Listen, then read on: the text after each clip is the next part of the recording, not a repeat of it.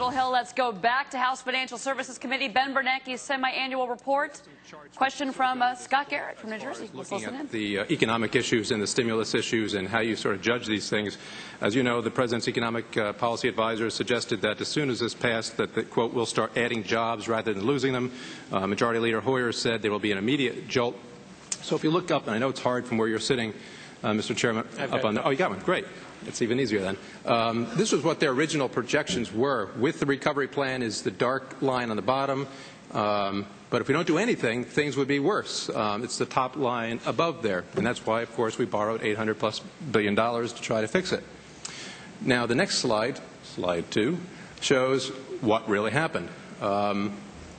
The two other lines are still there, but now you see where the unemployment numbers actually were in March of 09 and April of 09.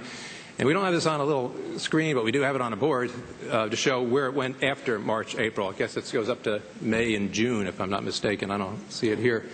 Basically, what that tells me, not as an economist, just as a layman, that they, well, as Vice President said, misread the economy and their projections with regard to where things would happen if we did nothing or if we did spend $800 billion, and things were actually worse than they projected, and we would have been better off if their original charts were right to have done absolutely nothing.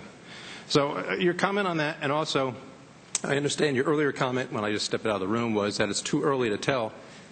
When will we be able to tell, and if their focus was on job creation, and that was the entire focus in all their comments on this was job creation, isn't that an indicator that we should be able to look at here approximately a half a dozen months later? Well, as Chairman Frank mentioned earlier, that the economist's fallback is always the counterfactual. Where would he be without the program? And it's difficult to know.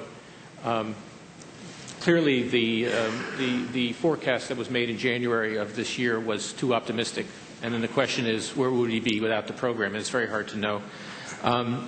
Some sense of the uncertainty is given by the CBO's estimate, which has at the end of 2010 the impact of the program being anywhere between 0.6% unemployment to 1.9 percentage points of unemployment. So there's, it's likely that it would reduce unemployment, but the scale is very hard to know. And we should know better next year, but it's very early at this point. Yeah. I fear then that argument of the counterfactual will always be the argument that will be thrown up to us to suggest that maybe there was a better way.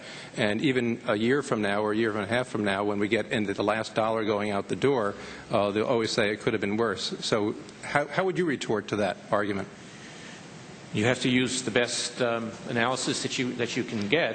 To the extent that you're seeing outcomes unrelated to employment that are worse than you expected, that's indicative of the whole economy is worse than you expected. But I'm sympathetic to the fact that it's very hard to know what the impact is. And so any discussion right now as far as going forward with additional spending or additional stimuluses would also therefore be too early to make those suggestions as well.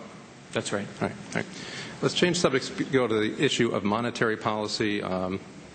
I know in your report today and your op-ed as well, and you've previously stated that you have concerns about the independence of the Fed, both on monetary policy and your other regulatory roles as well. Therefore, you do not like the idea of audits and what have you, intrusive audits on various other aspects of the Fed than it has right now.